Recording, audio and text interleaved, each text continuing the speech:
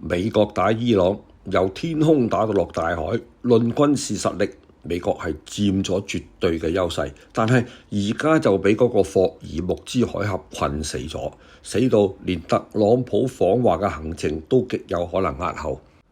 美國白宮今日話，總統特朗普原定3月31號去到4月2號訪問中國，但係由於特朗普仍然要將注意力集中喺伊朗戰爭上邊，訪華行程可能會推遲。如果呢次訪問推遲嘅話，白宮會盡快宣布新嘅日期。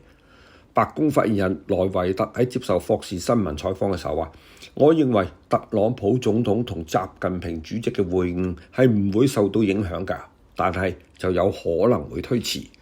特朗普星期日話俾《金融時報》聽，如果中國唔幫助霍爾木茲海峽恢復自由航行嘅話，咁佢就可能會推遲訪華。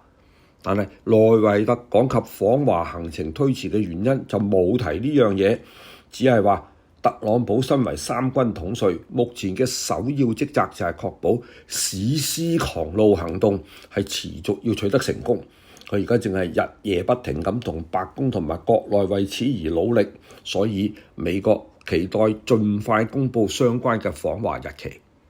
美國財政部長貝森特亦都話，由於後勤方面嘅挑戰，特朗普原定同中國國家主席習近平舉行嘅會晤可能會推遲。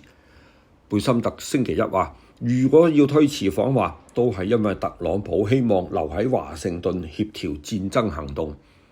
特朗普星期日喺接受《金融時報》採訪嘅時候話，喺伊朗嘅威脅限制咗全球石油流動之後，佢正係試圖組建一個新嘅聯盟，等嗰啲油輪可以順利通過霍爾木茲海峽。佢認為中國對中東石油嘅依賴係意味住中國應該幫助組建呢一個新嘅聯盟嘅。特朗普仲話，我哋想知道北京係唔係會提供幫助，如果北京唔答應，我就可能會推遲訪問中國啦。美國目前係加強向盟友同埋中國等國家施壓，要大家參與霍爾木茲海峽嘅護航，但係多個國家反應冷淡，其中包括咗日本、澳洲同埋德國已經表明暫時係唔會出兵護航嘅。德國外長雅德庫爾星期日接受德國一個電視台訪問嘅時候話，歐盟而家喺紅海執行緊應對也門胡塞武裝嘅護航行動，但係行動嘅成效並唔明顯。而而家將相關嘅行動擴展去到霍爾木茲海峽，咁究竟係咪真係能夠提升安全呢？佢覺得呢樣嘢係有疑問嘅。佢話：我既睇唔到有迫切嘅必要性，更加唔認為德國有必要參與其中。佢表明，當軍事衝突從基本上得到解決嘅時候，安全先會能夠得到保障。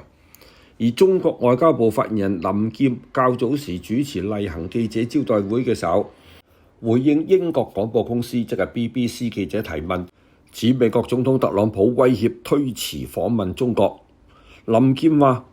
元首外交對中美關係發揮住不可替代嘅戰略引領作用。中美雙方就特朗普總統訪華事件保持溝通。嗱，喺處理呢啲外交問題上邊，中方從來都係重複一句説話嘅啫。佢哋係以不變應萬變回答所有相關嘅問題。